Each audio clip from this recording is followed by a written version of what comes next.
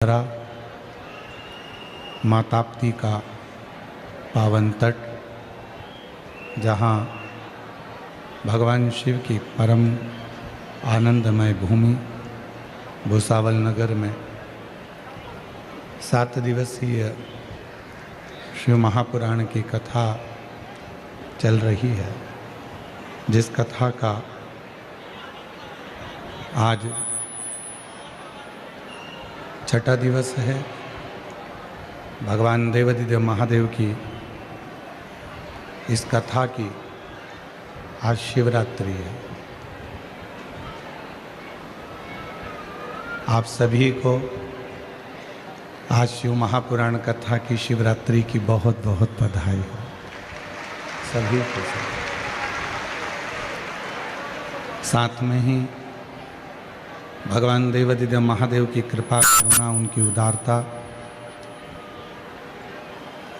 आज एकादशी भी और कल प्रदोष सोमवार की।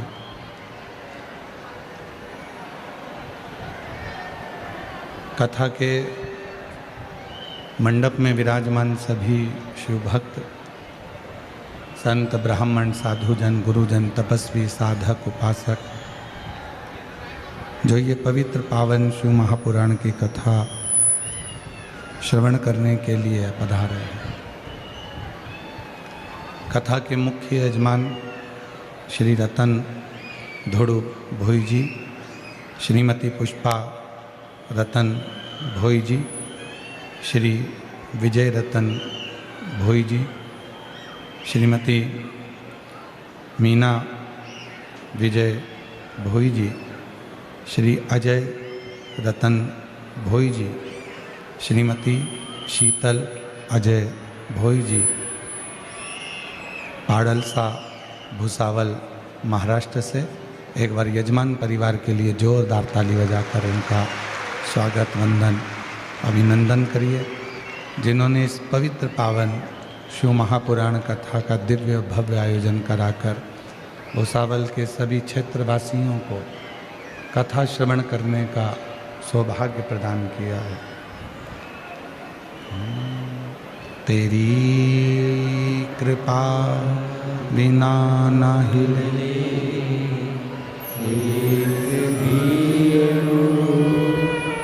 लेते हैं श्वास, तेरी कृपा से तनो तनो।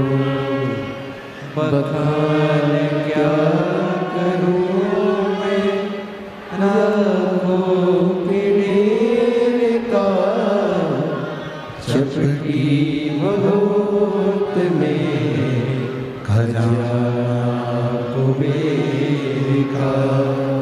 हे गंगाधर मुक्ति द्वार ओंकार तू, भोले ओंकार तू, आयो शरण तिहारी शंभु तार तू। शिव की कृपा, उनकी उदारता, उनकी करुणा, उनकी दया,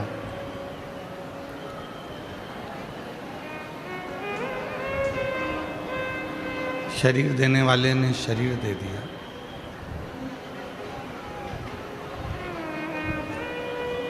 मन देने वाले ने मन भी दे दिया, चित्त देने वाले ने, उस परमात्मा ने चित्त भी दे दिया। सब कुछ दिया उस परमात्मा ने, ऐसा नहीं है कि कुछ दिया नहीं। अब जो शरीर दिया है, उस शरीर का सदुपयोग कैसे करना है, ये आप पर निर्भर करता है।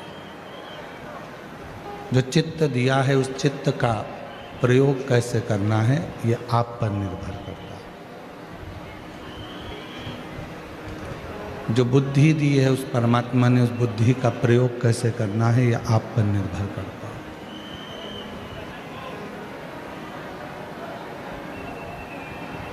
आप किस तरह से, कैसे इस चित्त का, इस बुद्धि का, इस मन का, इस शरीर का प्रयोग करते हैं, ये आप जानते हैं। माना ये संसार सागर, पीछे की आवाज खोलो, पीछे की। माना कि ये संसार सागर बड़ा विचित्र है। इस संसार सागर में जन्म लेना और इस संसार सागर में जन्म लेकर भगवान का भजन करना दोनों कठिन है। और उससे भी ज़्यादा कठिन है संसार सागर में आकर, परिवार में रहकर, परिवार के साथ में बैठकर भगवत नाम लेना, ये बहुत कठिन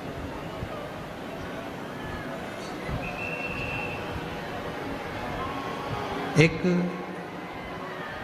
बक्सों की आवाज, बड़ा बक्सों की, अंदर के भी सारे बक्से, बाहर के भी। एक मानव की देह, मनुष्य का शरीर, ये भी नहीं आ रही है। एक मानव की देह, मानव का शरीर, और उस मानव के शरीर में 5 कर्मेंद्री, 5 ज्ञान इंद्री और 1 मन, ये 11 रूपी इंद्रियां, इनको कंट्रोल में रखना बहुत कठिन। आज एकादशी का लोग व्रत करते हैं, करना भी चाहिए। परम भगवदीय जीव एकादशी का व्रत करते हैं कि हम भोजन छोड़ देते हैं, हम ये नहीं खाएंगे, हमारी एकादशी है, हम ये नहीं खाएंगे, हमारी एकादशी है। पर शिव महापुराण की कथा कहती है कि एकादशी सफल कब होती है? जब आपकी 5 कर्मेंद्री, 5 ज्ञानेंद्री और 1 मन, ये आपके कंट्रोल में हो, तो समझ लो कि एकादशी पूर्ण हो गई और एकादशी का फल आपको प्राप्त हो गया।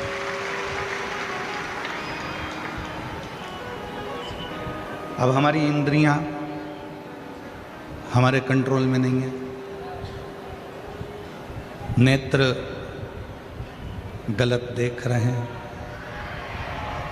जिह्वा गलत बोल रही है, कान गलत सुन रहे हैं, श्रवण शक्ति गलत जगह जा रही है, नेत्र गलत जगह जा रहे हैं, जिह्वा गलत बोल रही है। जब ये हमारी इंद्रियां हमारे कंट्रोल में नहीं होंगी, जब ये हमारी इंद्रियां हमारे संयम में नहीं होंगी, तो हम कितना भी व्रत कर लें, हम कितना भी उपवास कर लें, हम चाहे कितने भी भूखे रह लें, तो भी उस व्रत का फल नहीं मिलेगा।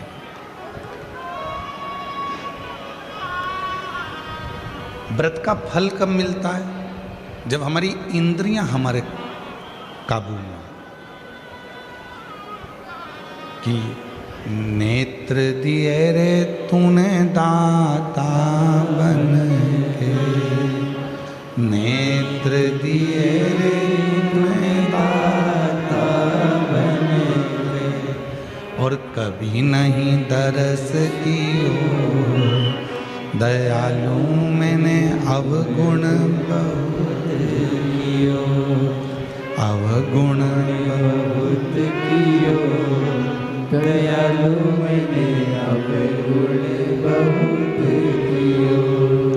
और मुख तो दिया रे तूने दाता बन के, मुख तो दिया रे तूने दाता बन के, कभी नहीं भजन कियो, दयालु मैंने अवगुण बहुत कियो, कभी नहीं भजन कियो, दयालु मैंने अवगुण बहुत कियो, अवगुण बहुत कियो, दयालु मैंने अवगुण बहुत कियो। ये संसार सागर में आने के बाद यदि मैंने अपनी इंद्रियों को संयमित नहीं किया, संसार सागर में आने के बाद हमने अगर अपनी इंद्रियों को काबू में नहीं किया, तो फिर ये मानव का देह बेकार,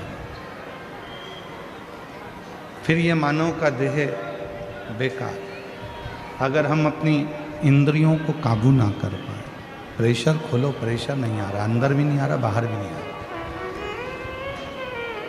अपनी इंद्रियों को काबू करा तो समझो कि हमने एकादशी का व्रत किया।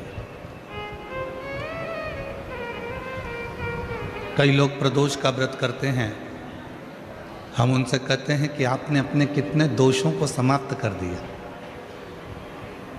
प्रदोष का व्रत कब सफल है? जब आप अपने दोषों को समाप्त करो। मैं गुस्सा नहीं करूँगा, गलत व्यसन नहीं करूँगा, गलत बात नहीं बोलूँगा, गलत चीज़ नहीं खाऊँगा, अपने दोषों को समाप्त करो। और जब हम अपने दोषों को समाप्त करते हैं, जब हम अपने दोषों को बिल्कुल शून्य पर लाकर छोड़ देते हैं, तो समझो कि हमारा प्रदोष का व्रत सफल हुआ। तब समझें कि हमने प्रदोष का व्रत किया। हमारे भीतर के दोष समाप्त नहीं हो रहा है और हम सोचें कि व्रत कर लें, उससे भगवान राजी हो जाएगा, नहीं हो सकता। बोल बम का नारा है सारी समस्या का हल, श्री शिवाय श्री शिवाय। अपने भीतर के दोष को जिस दिन हमने समाप्त किया, उस दिन परमात्मा हमको मिले। आज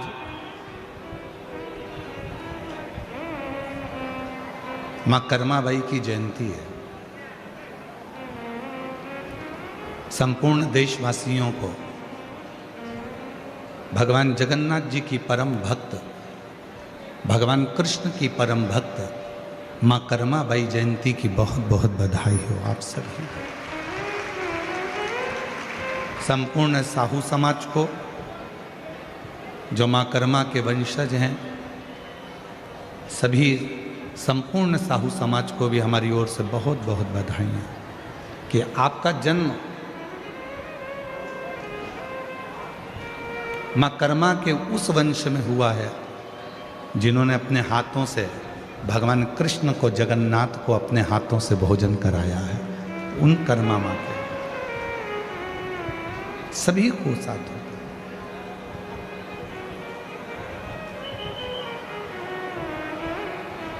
भक्ति, विश्वास, ये दो चीजें हैं। कितनी भी भक्ति कर लो, कितना भी भजन कर लो, कितना भी कीर्तन कर लो, कितना भी मंत्र जाप कर लो, कितना भी स्मरण कर लो, अगर तुम्हारा विश्वास तुम्हारे परमात्मा के प्रति नहीं है, तो फिर तुम्हारा कीर्तन करना, तुम्हारा भजन करना, तुम्हारी भक्ति करना बेकार। पर यदि तुमने विश्वास पूर्ण कर लिया, उसके ऊपर संपूर्ण अपना जीवन का भार सौंप दिया, फिर तुम कहीं जाओ ना जाओ, वो परमात्मा तुम्हें स्वीकार कर ले। आज से 25 साल पहले का एक टीवी पर एड चलता था। 25 साल पहले, 20 साल पहले आप लोगों ने भी बहुत टीवी पर नाटक देखे होंगे, चित्रहार देखा होगा, और बहुत सारी वीडियो आती थी, मूवियाँ आती थी, सब देखते थे अलग अलग चैनल पर। ईमानदारी से बोलना, आपने भी ये वाला सुबेरे सुबेरे श्रीयंत्र बेचने वाले भी टीवी पर ऐड देते थे, बोलो सही है कि गलत है?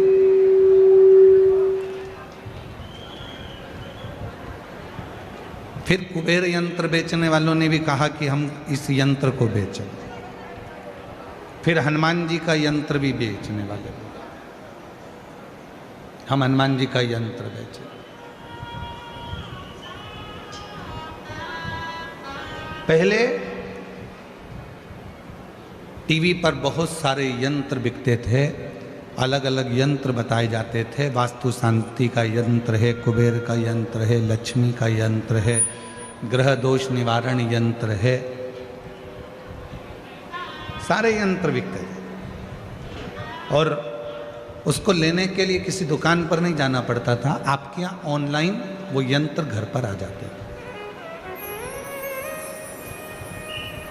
उसको लेने नहीं जाना है। आपने टीवी पर ऐड देखा, मोबाइल पर, फोन पर बात करी, हमको ये यंत्र चाहिए, और वो यंत्र तुम्हारे यहाँ आ जाता है।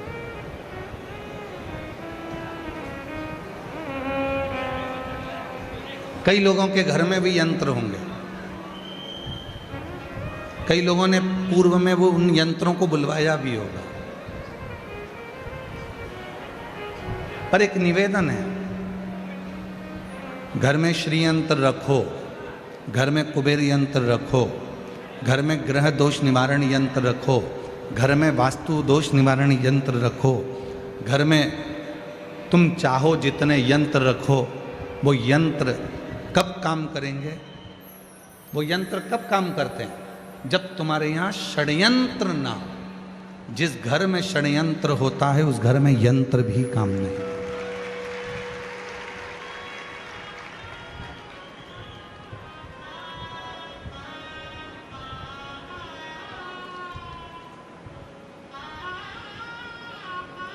इतना षड्यंत्र घर के अंदर चलता है, कोई ये भड़काएगा, कोई वो भड़काएगा, कोई कुछ कहकर जाएगा, कोई कुछ कहकर जाएगा, कोई कुछ बोल कर जाएगा। भाई भाई में षड्यंत्र चल रहा है, बहन भाई में षड्यंत्र चल रहा है, बहू सास में षड्यंत्र चल रहा है, देवरानी जेठानी में षड्यंत्र चल रहा है, पड़ोसी अड़ोसी धड़ोसी सब में षड्यंत्र चल रहा है।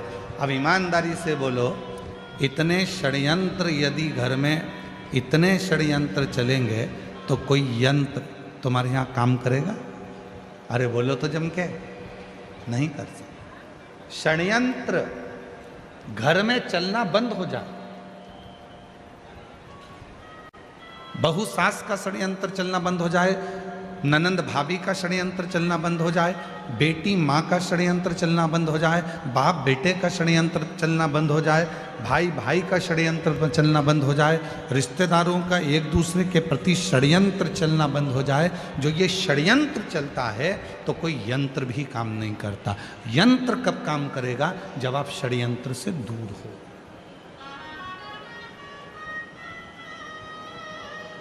भैया टीवी पर बात करी फोन लगा के, हमारे घर में शांति नहीं है, उसका यंत्र भेज दो।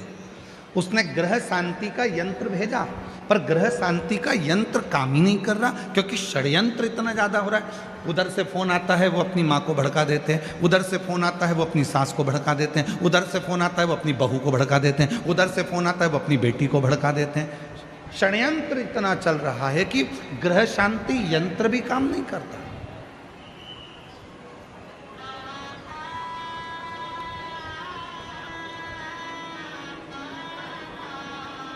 वो ग्रह शांति यंत्र भी काम नहीं करेगा अगर षड्यंत्र है तो। फिर किसी ने कहा कि महाराज जी हमारे घर में वास्तु दोष हो गया। वास्तु दोष हो गया, तुमने इधर की सीढ़ी तोड़वा कर उधर सीढ़ी लगवाई, तुमने दुकान बदल कर देख ली, तुमने घर बदल कर देख लिया, तुमने रिश्तेदार बदल कर देख लिए, तुमने घर की दिशा बदल कर देख ली, तुमने सोने का पलंग बदल कर देख लिया, तुमने रसोई घर बदल कर देख लिया। शिव पुराण कहती है जब तुमने सब कुछ बदल कर देख लिया और तो भी वास्तु दोष शांत नहीं हो रहा, तो अपने आप को थोड़ा सा बदलना प्रारंभ करो, तुम्हारा ग्रह का दोष और वास्तु दोष अपने आप शांत हो। हम बदल नहीं रहे, हम बदल नहीं पा रहे, अपने आप को नहीं बदल रहे। सास कहती है मैं नहीं बदलूंगी, बहू कहती है मैं नहीं बदलूंगी, बेटा कहता है मैं नहीं बदलूंगा, बाप कहता है मैं नहीं बदलूंगा। बदलेगा कौन? सीवर वाला महाराज बदलेगा कौन?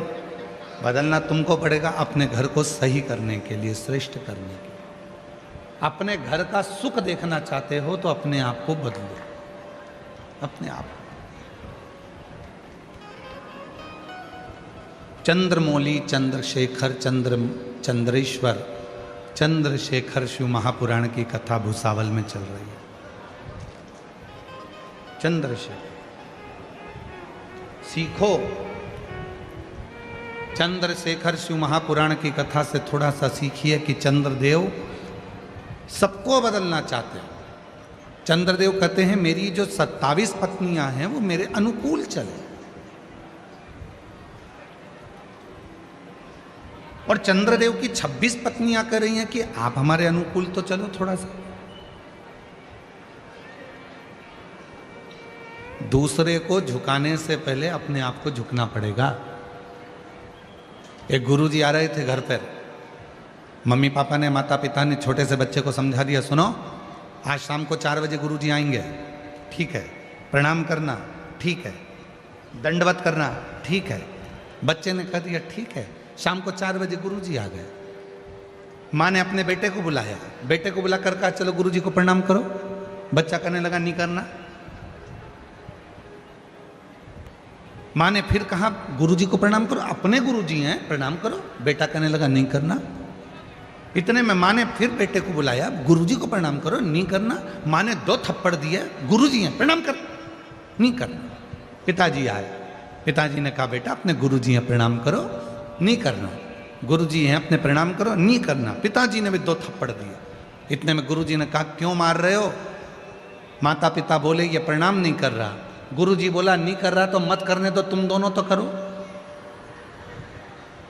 तुम दोनों तो प्रणाम करो। और जैसे ही माता पिता ने झुककर प्रणाम करा, इतने में बच्चे ने साष्टांग दंडवत कर लिया।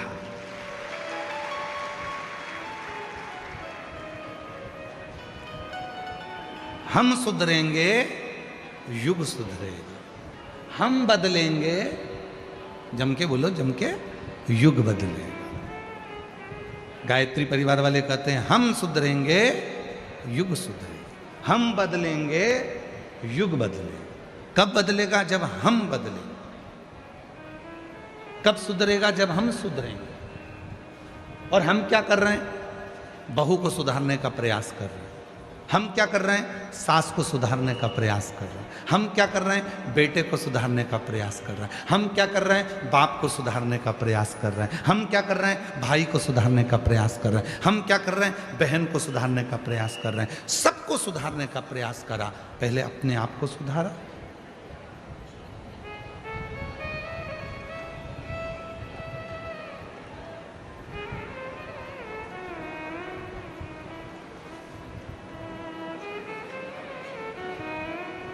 एक प्रवचन देना सरल है, पर प्रवचन देने वाले को भी प्रवचन अपनी जिंदगी में उतारना कठिन है।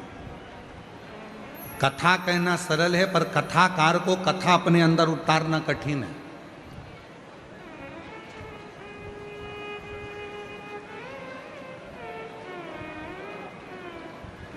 आज के ज़माने में ढेर सारे कथाकार मिल जाएंगे, आपको कथा भी कहते हैं, पर वो कथा अपने जीवन में उतारते कितनी है? कितना उतारते?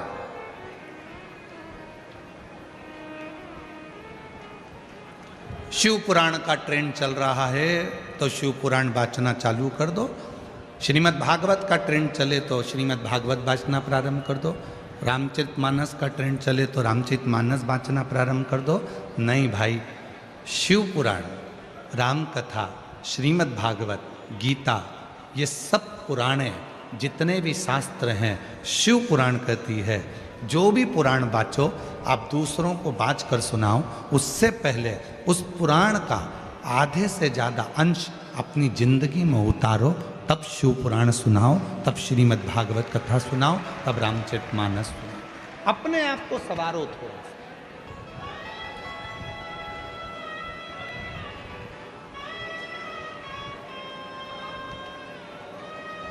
कितना सुंदर प्रसंग है। एक पंडित जी कथा सुनाने गए। कथा में वो बोल रहे थे कि भव सागर से पार उतरना है तो भगवान शिव का नाम लेना पड़ेगा। नमः शिवाय जपो, श्री शिवाय नमस्तुभ्यम बोलो, ओम नमः शिवाय जपो, पार उतर जाओ। 3 महिलाओं ने बात सुन ली और तीनों महिला सिर पे अपने माखन की मटकी, दूध की मटकी लेकर दूसरे गांव में दूध बेचने जाती थी। बीच में नदी पड़ती थी। तीनों महिला रोज नाव वाले को बुलाती थी, नाव वाले को थोड़ा सा पैसा देती और उस पार उतर कर दूध बेचकर आ जाती। तीनों महिलाओं ने नाव वाले को बुलाया। इतने में एक महिला ने कहा कि अभी गुरुजी के मुख से सुना था, भव सागर से पार उतरना है तो भगवान का नाम लो। जब भगवान का नाम लेकर भव सागर से पार उतर सकते हैं तो फिर ये छोटी सी नदी है, नाव से क्या पार करना। इसलिए नाव वाले से बोल दो नाव वापिस ले जाए। आज गुरुजी के कहने से अपन जब भव सागर से पार उतर सकते हैं नाम लेकर, तो फिर इससे भी पार उतर जाएंगे। तीनों महिलाओं ने अपने अपने मटके सिर पर ले लिए और उन्होंने हाथ जोड़कर नमः शिवाय, नमः शिवाय, नमः शिवाय, नमः शिवाय जपती जपती पानी में चली गई। पानी में चलते चलते चलते चलते नमः शिवाय बोलते बोलते बोलते बोलते नदी पार कर ली। नदी पार उतर गई। तीनों ने कहा गजब के गुरुजी हैं, उन्होंने कहा था कि भगवान का नाम लो भवसागर पार उतर जाओगे। अपना तो 1 रुपया नहीं लगा और अपन नदी भी पार उतर गए। अब रोज वो वैसे ही जाना आना करते। एक दिन उन्होंने गुरुजी से कहा, गुरुजी कल कथा समापन होने वाली है, आप हमारे घर भोजन करने चलना। गुरुजी ने कहा ठीक है चल चलेंगे। महिलाओं ने तीनों ने कथा सुनी, गुरुजी को साथ लिया, तीनों नदी पर पहुंची और नदी पर जाकर तीनों ने गुरुजी से कहा चलो। गुरुजी बोले नाव तो बुलाओ। महिला बोली नहीं नहीं, आपने कहा था भवसागर पार उतरना है तो भगवान का नाम लेना पड़ेगा। जिस दिन से हमने सुना था उस दिन से हमने भगवान का नाम लिया और नदी पैदल चलकर पार उतरते हैं। गुरुजी ने कहा पागल हो गई हो, मूर्ख हो क्या, डूब जाओगी, ऐसा नहीं हो सकता। महिला कहने लगी हम तो चल रहे हैं, तुम तो कथा भाजते हो, तुमको तो विश्वास होना चाहिए, चलो हमारे साथ। और जो महिलाएं नमः शिवाय बोलती बोलती चली, गुरुजी को भी कहा चलो। गुरुजी को जो साथ में लिया, महिलाएं तो पार उतर गई, गुरुजी डुबक डुबक डुबक डुबक पानी में डूबने लगे। महिलाओं ने उनका हाथ पकड़ा, खींचा और लेकर पार उतर गई। गुरुजी ने महिलाओं के चरण पकड़ लिए कि तुमने मेरी वाणी पर, मेरे पुराण पर, मेरी बात पर भरोसा करा, इसलिए तुम पार उतर जाती हो, और मैं बाँचता हूं तो भी भरोसा नहीं कर पाया, इसलिए डूब जाता, इसलिए डूब। एक कथाकार का सबसे बड़ा नियम होना चाहिए, जितनी कथा वो व्यासपीठ से कहते हैं उतनी कथा को अपने ऊपर भी अमल करें। जब अपने ऊपर अमल करेंगे और फिर दूसरे को कहेंगे तो वो कथा असर करती है, वो कथा असर। कथा कब असर करेगी? जब वो अपने ऊपर भी धारण करे, अपने ऊपर। कई लोग कहते हैं वो सीहोर वाला बाबा कथा कहता है, इतने सारे पत्र इकट्ठे होते हैं, लोग कथा सुनने आते हैं, पत्र भी लेकर आते हैं, सबकी मनोकामना पूरी हो जाती है। ऐसा क्या है शिव पुराण की कथा में? हम कहते हैं कथा बाँचने से पहले अपने ऊपर अमल करो। जितनी बातें शिव महापुराण में कही जाती है इस व्यासपीठ से, उतनी हम ऊपर भी पूरी पूरी अमल करते हैं, तब आपको व्यासपीठ पर आकर कहते हैं, तब स्वयं अमल करो।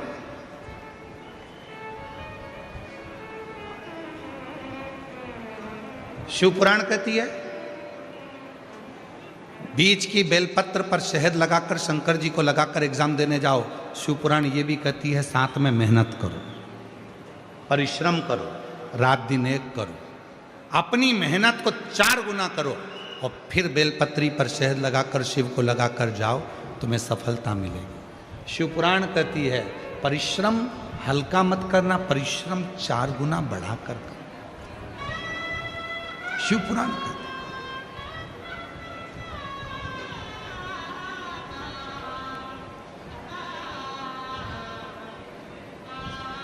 मेहनत करी आप लोगों ने यहाँ आने में, पार्किंग में गाड़ी रोक दी, सिर पर बैग रख लिया, लेकर चल दिए पैदल पैदल पैदल पैदल। परिश्रम करा आपने, मेहनत करी आपने, तो आप कथा के पंडाल तक पहुँचे हो। मेहनत नहीं करते तो यहाँ तक पहुँच नहीं पाते, घर पर रहते, अरे भैया इतनी भीड़, अरे भैया ट्रैफिक जाम, हमसे तो नहीं बनेगा, तो फिर नहीं जा पाते।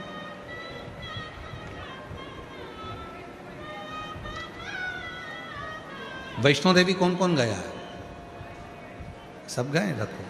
सप्तशृंगी माता के मंदिर कौन कौन गया है? सब गए रखो। जब माता सप्तशृंगी के मंदिर पर जाते हैं, सीढ़ियाँ चढ़ते हैं, धीरे धीरे बढ़ते हैं, तो लोग चिल्ला कर कर पूछते हैं लोगों से, भैया कितना है, चलते जाओ। वैष्णो देवी जाने वालों से पूछते हैं जब थक जाते हैं, क्यों भैया मंदिर कितनी दूर है, चलते जाओ। फिर पीछे से आवाज आती है, चलते जाओ, मत घबराओ, चलते जाओ, मत घबराओ, चलते जाओ, मत घबराओ। हमारे सनातन धर्म के जितने मंदिर हैं, देवालय हैं, शिवालय हैं, माँ आद्य शक्ति दुर्गा भवानी